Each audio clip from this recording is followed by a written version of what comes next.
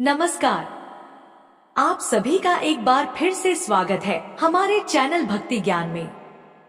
आप सभी को योगिनी एकादशी की हार्दिक शुभकामनाएं। आइए सुनते हैं योगिनी एकादशी की व्रत कथा।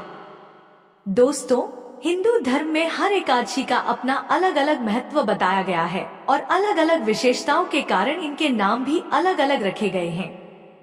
वैसे तो एक साल में 24 एकादशियां होती हैं, लेकिन मल मास की एकादशियों को भी अगर मिला दिया जाए तो इनकी संख्या 26 हो जाती है। इन्हीं एकादशियों में एक एकादशी आषाढ़ मास के कृष्ण पक्ष की एकादशी है, जिसे योगिनी एकादशी कहते हैं। योगिनी एकादशी का उपवास रखने से सारे पापों का नाश होता है और इस लोक में भोग प्राप्त करके परलोक में मुक्ति मिल जाती है।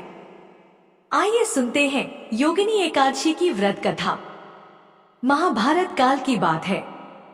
एक बार धर्मराज युधिष्ठिर ने भगवान श्री कृष्ण से कहा, हे त्रिलोकीनाथ, मैंने ज्येष्ठ माह की शुक्ल पक्ष की निर्जला एकादशी की कथा सुनी थी।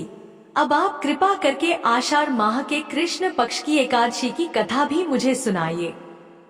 इस एकादशी का क्या नाम है और इसका क्या महत्व है, मुझे विस्तार पूर्वक बताइए।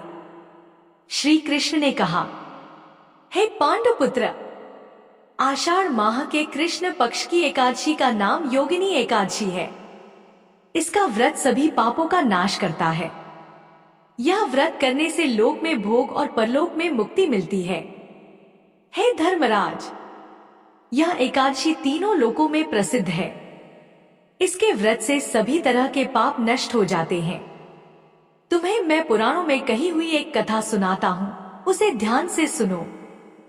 कुबेर नाम का एक राजा अलकापुरी नाम की एक नगरी में राज करता था। वह बहुत बड़ा शिव भक्त था और उसका हेमाली नाम का एक यक्ष सेवक था, जो पूजा के लिए फूल लाया करता था। अब हेमाली की विशालाक्षी नाम की एक बहुत सुंदर पत्नी थी। एक दिन वह मानसरोवर से पुष्प लेने आया, लेकिन कामसक्त होने के कारण पुष्पों को रखकर वह अपनी स्त्री के साथ रमण करने लग गया और इस भोगविलास में वह फूल ले जाना भूल गया और उसे वहीं दोपहर हो गई। हेमाली की राह देखते देखते जब राजा कुबेर को दोपहर हो गई तो उन्हें बहुत क्रोध आया और क्रोधपूर्वक उन्होंने अपने सेवकों को आज्ञा दी कि तुम लोग जाकर पता करो कि हेमाली अब तक मेरी पूजा के लिए पुष्प लेकर क्यों नहीं आया है। जब राजा के सेवकों ने पता लगाया तो उन्होंने राजा के पास जाकर बताया, हे राजन, वह हेमाली अपनी स्त्री के साथ रमण कर रहा है। इस बात को सुनकर राजा कुबेर ने हेमाली को बुलाने की आज्ञा दी। डर से कांपता हुआ हेमाली राजा के सामने उपस्थित हो गया। उसे देखकर कुबेर को अत्यंत क्रोध आया और उसके होठ फड़फड़ाने लगे। राजा ने कहा, अरे अघम, तूने मेरे परम पूजनीय देवों के भी देव भगवान शिवजी का अपमान किया है। मैं तुझे श्राप देता हूँ कि तू स्त्री के वियोग में तड़पे और मृत्युलोक में जाकर कोढ़ी का जीवन व्यतीत करे। कुबेर के श्राप से वह उसी क्षण स्वर्ग से पृथ्वी पर आ गिरा और कोढ़ी हो गया। उसकी स्त्री भी उससे बिछड़ गई। मृत्युलोक में आकर उसने अनेक कष्ट भोगे, लेकिन शिव भगवान की कृपा से उसकी बुद्धि मलिन नहीं हुई और उसे पूर्व जन्म की सुध भी रही।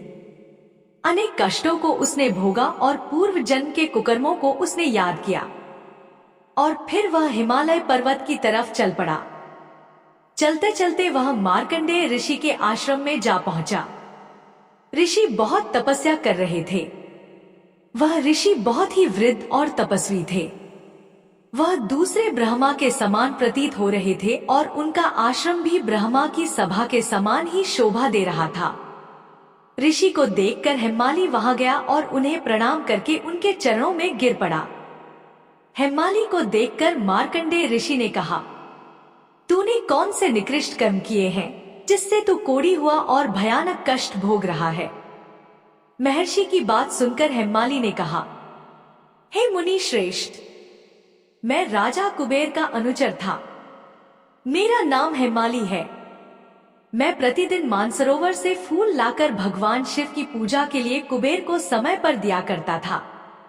एक दिन पत्नी के साथ सहवास के सुख में फंस जाने के कारण मुझे समय का ज्ञान नहीं रहा और दोपहर तक वह फूल मैं नहीं पहुंचा सका। तब उन्होंने मुझे श्राप दिया कि तू अपनी स्त्री का वियोग और मृत्युलोक में जाकर कोढ़ी बने और दुख भोगे। इस कारण मैं कोढ़ी हो गया और पृथ्वी पर आकर भयंकर कष्ट भोग रहा हूँ। अतः कृपा करके आप ऐसा उपाय बताइए जिससे मेरी मुक्ति हो जाए। मार्कंडेय ऋषि ने कहा, हे माली, तूने मेरे सम्मुख सत्य वचन कहे हैं, इसलिए मैं तेरे उद्धार के लिए एक व्रत बताता हूँ।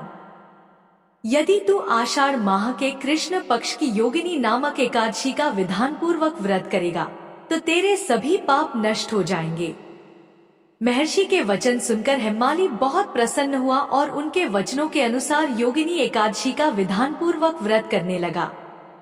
इस व्रत के प्रभाव से वह अपने पुराने स्वरूप में आ गया और अपनी स्त्री के साथ सुखपूर्वक रहने लगा। भगवान श्री कृष्ण ने कहा, हे राजन, इस योगिनी एकादशी की कथा का फल 88,000 ब्राह्मणों को भोजन कराने के बराबर है। इस व्रत से सभी पाप नष्ट हो जाते हैं और अंत में मोक्ष की प्राप्ति करके प्राणी स्वर्ग का अधिकारी बन जाता है। तो यह थी योगिनी एकादशी की व्रत कथा। आपको यह कथा कैसी लगी कमेंट करके जरूर बताइए। साथ ही मेरे चैनल भक्ति ज्ञान को सब्सक्राइब करना न भूलें। धन्यवाद।